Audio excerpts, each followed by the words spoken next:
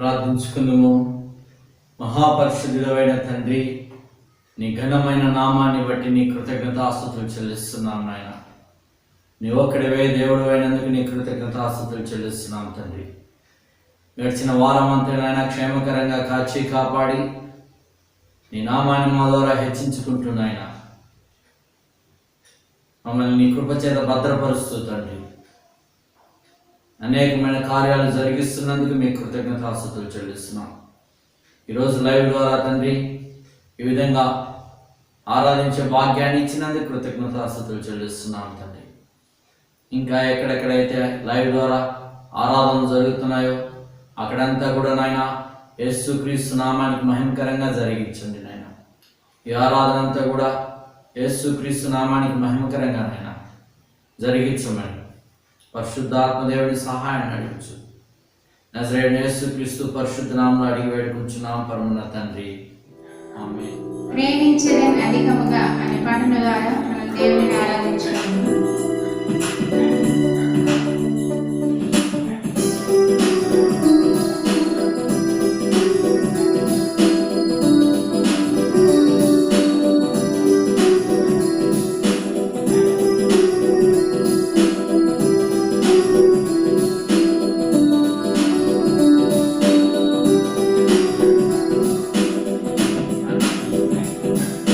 ప్రేమించెదన్ అధికముగా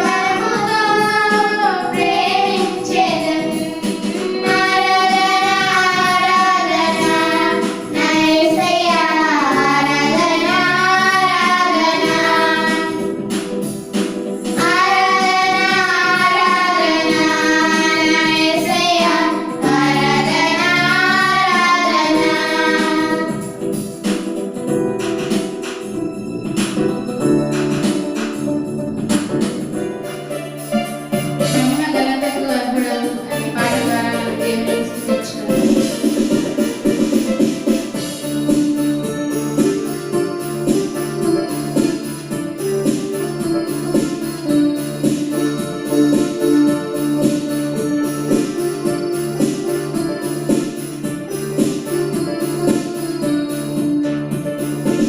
మహిమ ఘనత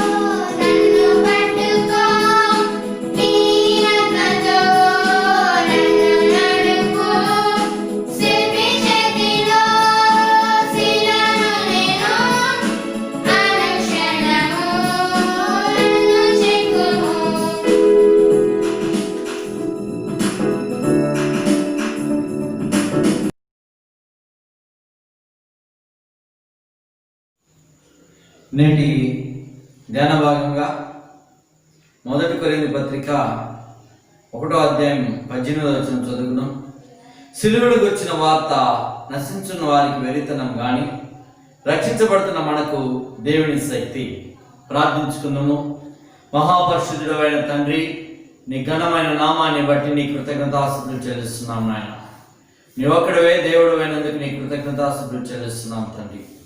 సత్యవాక్యాన్ని నేను సరిగా ప్రకటించేవాడిని కానీ జ్ఞానయుక్తమైన తీయని మాటలు మాట్లాడక ప్రతి మాట పరిశుద్ధాత్మతో దైవికమైన శక్తితో మాట్లాడే కృపను దయచేయమని, నన్ను మమ్మల్ని అందరినీ సర్వసత్యంలోకి నడిపించమని, ఘనత మహిమ యేసయ్యకి విధంగా యేసుక్రీస్తు పరిశుద్ధ నామములో అడిగి వేడుకుంటున్నాం తండ్రి, ఆమేన్. ఈ వాక్యంలో 2 గుంపులు ఉంటున్నాయి.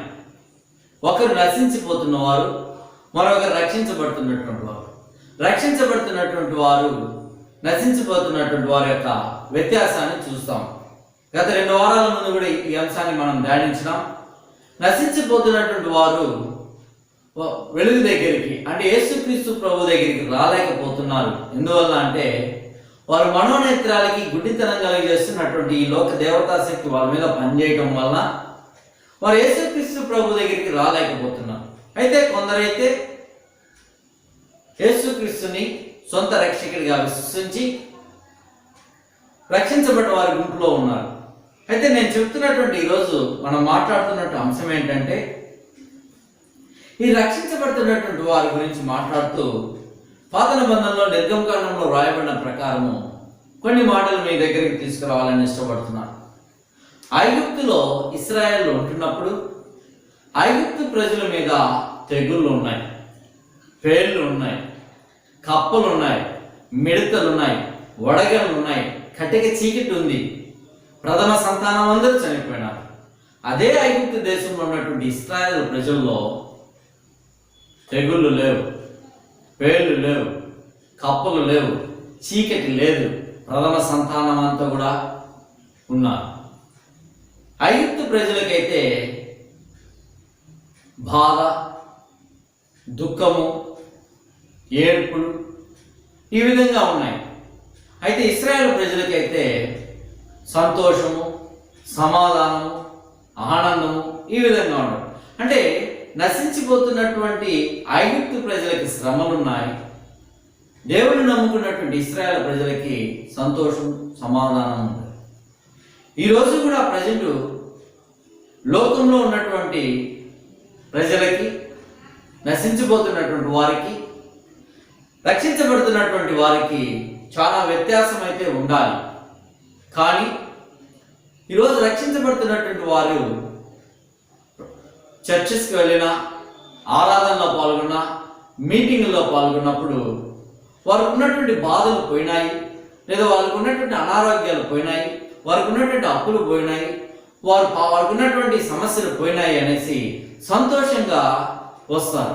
నిజమే, అక్కడ ఉన్నటువంటి దైవ సేవకులు ప్రార్థన చేసినప్పుడు వారు అభిషేకించబడ్డ వారైతే దేవుని శక్తిని వాళ్ళు ముట్టడం ద్వారా వారు ఆ సమస్య నుంచి విడుదల పొందుకుంటారు, లేదా అనారోగ్యం నుంచి స్వస్థత పొందుకుంటారు, లేదా ఆ ఇబ్బందుల నుంచి రక్షించబడతారు. అయితే వాళ్ళు రక్షించబడినటువంటి వ్యక్తులు ప్రార్థన వదిలి ఇళ్ళకి వెళ్ళినప్పుడు 2-3 రోజులు, లేదా 1 వారం, లేదా 10 రోజుల తర్వాత తిరిగి అదే సమస్యతో బాధపడుతుంటారు. కారణం ఎందుకు అంటే దైవ సేవకులది కాదు, దేవుడిది కూడా తప్పు కాదు. కానీ ఈ విధంగా వాళ్ళు పరిష్కరించబడ్డ సమస్యలోకి మళ్ళీ పరిష్కారం లేకుండా మళ్ళీ అదే సమస్యని మాటి మాటికి అనిపిస్తున్నారంటే కారణము వారికి వాక్య జ్ఞానం లేకపోవటం. అంటే వాక్యంలో వారికి ఇచ్చిన అధికారాన్ని, వారికి ఇచ్చిన భద్రతను వాళ్ళు తెలుసుకోలేకపోవటమే దీనికి కారణం. ఒకసారి దేవుడు స్వస్థత ఇచ్చిన తర్వాత కానీ, ఒకసారి దేవుడు ఆశీర్వదించిన తర్వాత కానీ, ఒకసారి దేవుడు దాన్ని పరిష్కారం చేసిన తర్వాత కానీ తిరిగి దేవుడు దాన్ని తీసుకోడు. గుర్తుంచుకుందాం, గమనించండి కూడా. దేవుడు ఒకసారి ఆశీర్వదించిన దేవుడు మళ్ళీ తిరిగి దాన్ని వెనక్కి తీసుకోడు.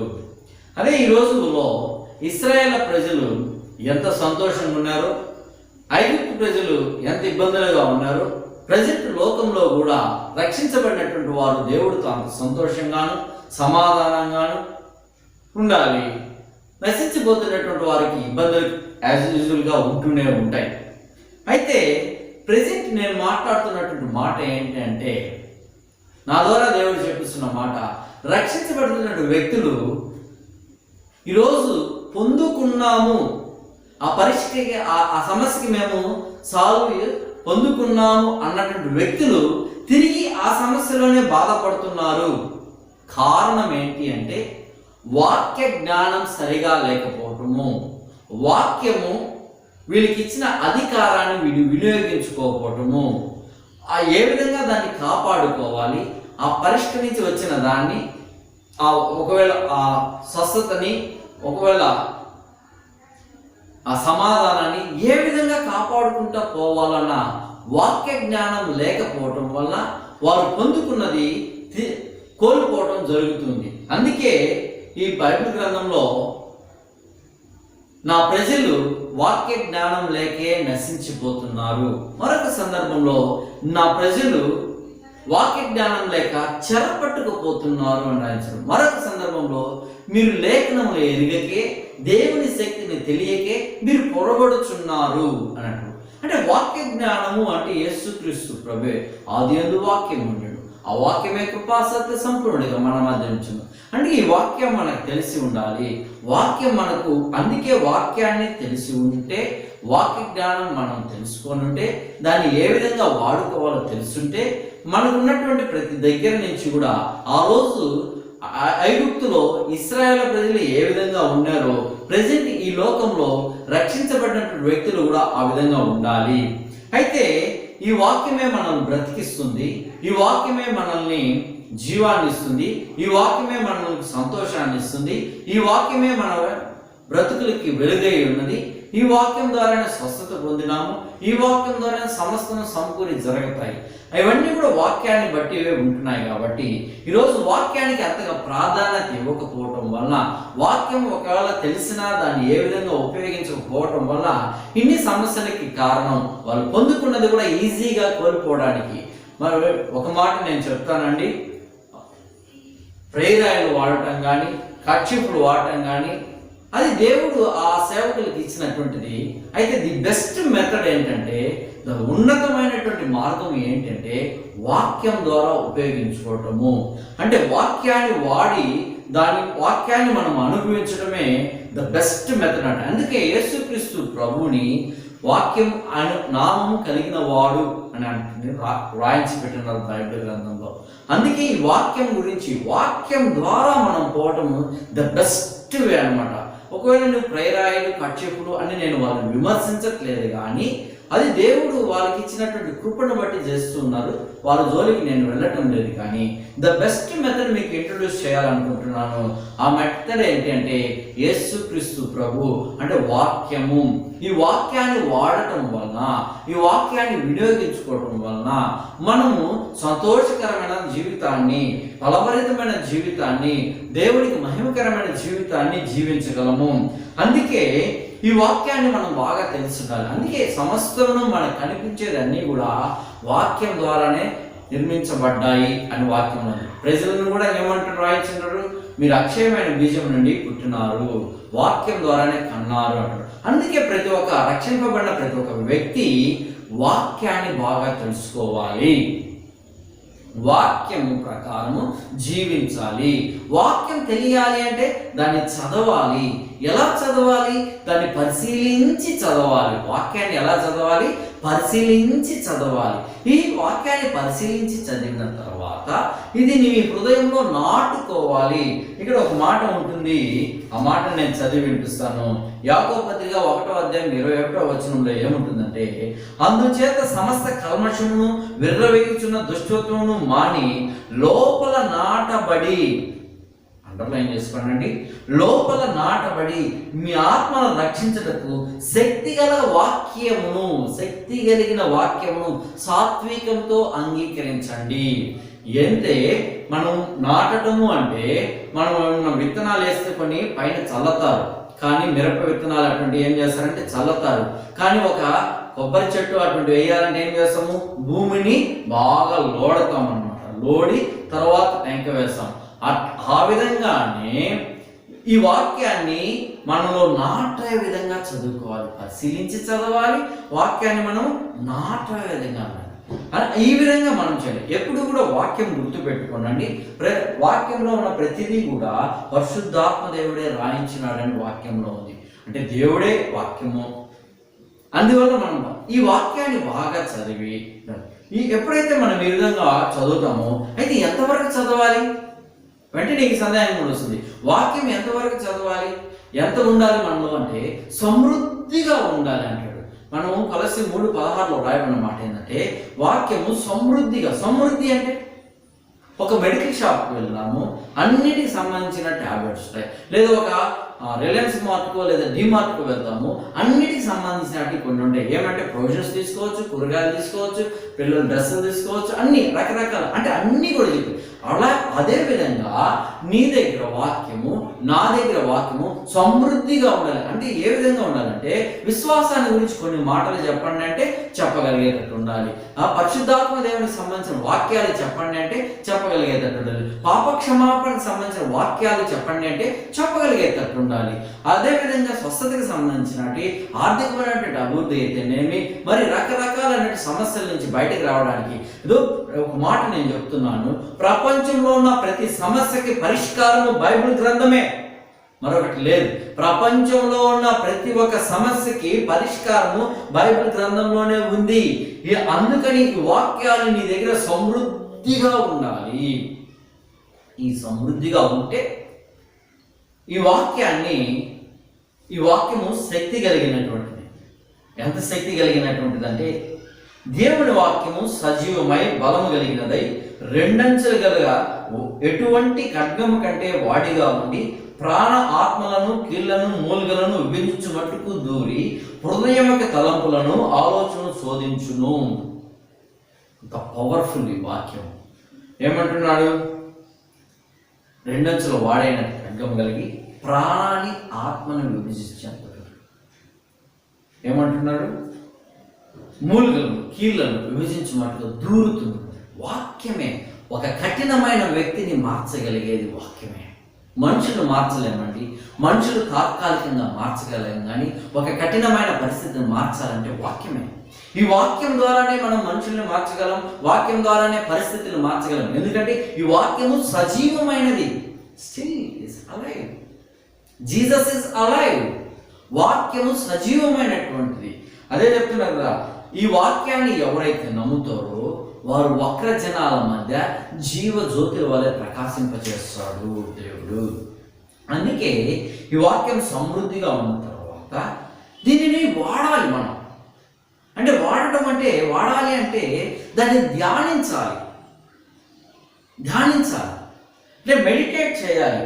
అంటే మెడిటేట్ అంటే ఏ విధంగా మెడిటేట్ చేయాలి, ఎలా మెడిటేట్ చేయాలంటే చాలా ఉన్నాయి. యెహోషువ 1:8లోను, సామెతలు 4:20-22లోను, సామెతలు 6:20-22లోను, మరి అదేవిధంగా ద్వితీయోపదేశకాండం 6వ అధ్యాయం 6వ వచనం నుంచి, ద్వితీయోపదేశకాండము 11వ అధ్యాయము 18, 19, 20, 21 వచనాల నుంచి, సామెతలు 7:1 నుంచి, ఈ విధంగా రకరకాలుగా ధ్యానించే విధానం. అయితే నేను ఈరోజు ఒక్క ధ్యానాన్ని మాత్రం మీకు దగ్గరికి తీసుకొస్తున్నాను. ద్వితీయోపదేశకాండం 11వ అధ్యాయం 18, 19, 20, 21 వచనాలు చూస్తాయి. కాబట్టి మీరు ఈ నా మాటలను మీ హృదయంలోను మీ మనసులోను ఉంచుకోవాలి. ఈ వాక్యాన్ని మనము హృదయంలోను మనసులోను ఉంచుకోవాలి. ఉంచుకోవాల్సింది మనమే, దేవుడు ఉంచడు. అది గుర్తుపెట్టుకోండి. వాటిని మీ చేతులుగా సూచనలుగా కట్టుకోవాలి. మీ కన్నుల ఎడన్న బాసికలుగా ఉంది. మీ ఇంటి ద్వారబంధముల మీదను మీరు పడుకున్నప్పుడు లేచినప్పుడు వాటిని గురించే మాట్లాడాలి. క్లియర్గా చెప్తున్నాడు. ఇది ధ్యానించడం అంటే ఈ వాక్యాన్ని మన హృదయంలోను మనసులోను పెట్టుకున్నంత మాత్రంగానే వాటిని గురించే నువ్వు మాట్లాడాలి. వాక్యాన్ని గురించే నువ్వు నేను మాట్లాడాలి. మనం పడుకున్నప్పుడు మాట్లాడాలి, కూర్చున్నప్పుడు మాట్లాడాలి, నడిచినప్పుడు మాట్లాడాలి. ఈ 3 పనులే కదా చేస్తుంటాం. దినంలో చేసే పనులు ఇవే. ఎప్పుడూ కూడా మన నోరు ఖాళీగా ఉండకూడదు. వాక్యము మాట్లాడుతూనే ఉండాలి. నీకు ఏది అవసరమో, ఏది కావాలో నీకు ఆ వాక్యాన్ని పలికి, ఆ వాక్యాన్ని తీసుకొని దాన్ని ధ్యానించడం అంటే, దాన్ని నువ్వు కూర్చున్నప్పుడు అదే మాట మాట్లాడాలి, నువ్వు పడుకున్నప్పుడు అదే మాట మాట్లాడాలి. ఒకవేళ మీ ఇంటిలో సమాధానం లేదనుకోండి, మీ ఇంటిలో నీ ఒంటిలో సమాధానం లేదనుకోండి, ఏమంటాడు యేసుక్రీస్తు ప్రభు? నా శాంతిని మీకు అనుగ్రహించినాను అంటాడు. ఈ వాక్యం తీసుకొని నువ్వు కూర్చున్నప్పుడు యేసుక్రీస్తు ప్రభు యొక్క శాంతి నాలో ఉంది, యేసుక్రీస్తు ప్రభు యొక్క సమాధానం నాలో ఉందని నువ్వు కూర్చున్నప్పుడు అయితేనేమి, నువ్వు నడిచినప్పుడైతేనేమి, నువ్వు పడుకున్నప్పుడైతేనేమి ఈ విధంగా ధ్యానిస్తూ ఉంటే ఆ వాక్యమే విశ్వాసులైన మనలో కార్యశుద్ధి కలుగు చేయునది. ఎంతవరకు ధ్యానించాలంటే నువ్వు దాన్ని అనుభవించేంత వరకు ధ్యానించాలి. ఎంతవరకు ధ్యానించాలి? నువ్వు అనుభవించేంత వరకు. ఇది మైకు అన్నప్పుడు మనకేమంటే మైకు అని రాయండి, మైక్గానే కనిపిస్తుంది. ఆ విధంగా ఈ వాక్యాన్ని ధ్యానిస్తాడు. అంటే ఉదాహరణకు సమాధానం లేదనుకో, ఈ సమాధానం నువ్వు కూర్చున్నప్పుడు, పడుకున్నప్పుడు మాట్లాడుతుంటే ఎంతవరకు ఆ మాట పలుకుతుంటే నీలో సమాధానం ఉంటుంది. అంతవరకు అనుభవించే వరకు ధ్యానించాలి. ఈ ప్రాసెస్ మొత్తం అన్నిటికీ అప్లై చేసుకోవచ్చు. అందువలన ఈరోజు రక్షించబడుతున్నటువంటి వారు చాలా ఇబ్బందుల్లో ఉండడానికి కారణం ఏంటి అంటే, ఆ రోజు ఇశ్రాయేలు ప్రజలు ఐగుప్తు దేశంలో ఉన్నప్పుడు కూడా వారు సంతోషాన్ని, సమాధానం అనుభవించారు దేవుని బిడ్డలైన. ఐగుప్తులు అయితే ఇబ్బందులు పడ్డారు. ఈరోజు ప్రజెంట్ లోకంలో వారందరూ కూడా, లోకస్తులందరూ కూడా బాధపడినా, రక్షించబడుతున్నటువంటి నీవు బాధపడుతున్నావు అంటే దానికి కారణము వాక్య జ్ఞానం లేకపోవటమే. అందుకని ఈ విధంగా మనం వాక్యాన్ని తీసుకొని వాక్యాన్ని మనం వినియోగించి, చదివి, నేర్చుకొని వినియోగించడం వలన దాన్ని మనం అనుభవించగలము. అందుకే వాక్యమే మన బ్రతుకులని బాగుపరిచేది. ది బెస్ట్ మెథడ్ ఏంటంటే వాక్యమే. ఆ యేసుక్రీస్తు ప్రభువే వాక్యం. మనందరికీ కూడా వాక్య జ్ఞానం సమృద్ధిగా యేసుక్రీస్తు నామములో వచ్చును గాక. సమృద్ధిగా మనము వాక్య జ్ఞానంలో అభివృద్ధి చెందును గాక. అటువంటి కృప దేవుడు మనందరికీ దయచేయును గాక. ఆమేన్. ప్రార్థించుకుందాము. మహాపరిశుద్ధుడైన తండ్రి, నీ ఘనమైన నామాన్ని బట్టి మీ కృతజ్ఞతాస్తుతులు చెల్లిస్తున్నామయ్యా. ఇప్పటి వరకు తండ్రి ఆరాధనలోను, పాటల ద్వారా, వాక్యం ద్వారా తండ్రి మమ్మల్ని సజీవ లెక్కలో ఉంచి నిన్ను స్తుతించడానికి, నిన్ను మహిమపరచడానికి, నిన్ను ఘనపరచడానికి, నీ నామాన్ని కీర్తించడానికి, నీ నామాన్ని కొనియాడడానికి తండ్రి సజీవ లెక్కలో ఉంచి ఈ ఆరాధన అంతా జరిపించిన విధానాన్ని బట్టి మీ కృతజ్ఞతాస్తుతులు చెల్లిస్తున్నాం తండ్రి. ఎల్లవెల్లనైనా కృతజ్ఞతాస్తుతులు చెల్లించడం విస్తరించమన్న మాట ప్రకారం తండ్రి మా జీవితాలు, మా బ్రతుకులు ఉన్నంత వరకు నాయన, దీర్ఘాయుష్ ఉన్నంత వరకు నాయన నిన్ను స్తుతిస్తుండే కృపను దయచేయమని వేడుకుంటున్నాం తండ్రి. మరి ముఖ్యంగా నాయన రక్షించబడినటువంటి వ్యక్తులైనటువంటి మాలో నాయన ఆ రోజు ఐగుప్తులో జరిగినటువంటి బాధలు జరగక తండ్రి, ఆ రోజు ఐగుప్తులో ఇశ్రాయేలు అనుభవించినటువంటి ఆనందాన్ని, సంతోషాన్ని ప్రతి ఒక్క క్రైస్తవుడు జీవించుదురు గాక నాయన. అదో నాయన ఆ విధంగా జీవించాలంటే వాక్య జ్ఞానం కావాలి కాబట్టి తండ్రి వాక్యంలో దినదినము ఎదిగే కృపను దయచేయమని వేడుకుంటున్నాం తండ్రి. వాక్యంలో ఉన్నటువంటి ప్రత్యక్షతలు దయచేయమని వేడుకుంటున్నాం తండ్రి. ప్రతి ఒక్కరి యొక్క మనోనేత్రాలను వెలిగించమని వేడుకుంటున్నాం నాయన. వాక్యం అంటే ఇష్టం కలుగును గాక, వాక్యం అంటే ప్రీతి కలుగును గాక. అయ్యా మా అందరి కన్నుల్లోనైనా ఆ ధర్మశాస్త్రం ఎందుకైనటువంటి ఆశ్చర్యకరమైన సంగతులు చూసినట్టు మా కన్నులు తెరవమని వేడుకుంటున్నాము తండ్రి. వాక్యమైన తండ్రి అయ్యా మేము పడుకున్నప్పుడు, మేము కూర్చున్నప్పుడు, మేము నడిచినప్పుడు, త్రోవను వెళ్ళినప్పుడు ఏది చేసినా వాక్యమే ధ్యానించే విధంగా నాయన కృప వెంబడి కృపను దయచేయమని వేడుకుంటున్నాం తండ్రి. విశ్వాసానికి కర్తన దేవుడి, దాన్ని కొనసాగించేవాడు నాయన. విశ్వాసంలో అంతకంతకు విశ్వాసాన్ని కలిగించమని వేడుకుంటున్నాం తండ్రి. ప్రతి ఒక్కరి ప్రార్థనా జీవితాన్ని అధికం చేయమని వేడుకుంటున్నాం తండ్రి. అయ్యా తండ్రి ఎవరెవరైతే వరాలు అడుగుతున్నారో నాయన వారందరూ కూడా యేసు నామములో వరాలు పొందుకొనుదురు గాక నాయన.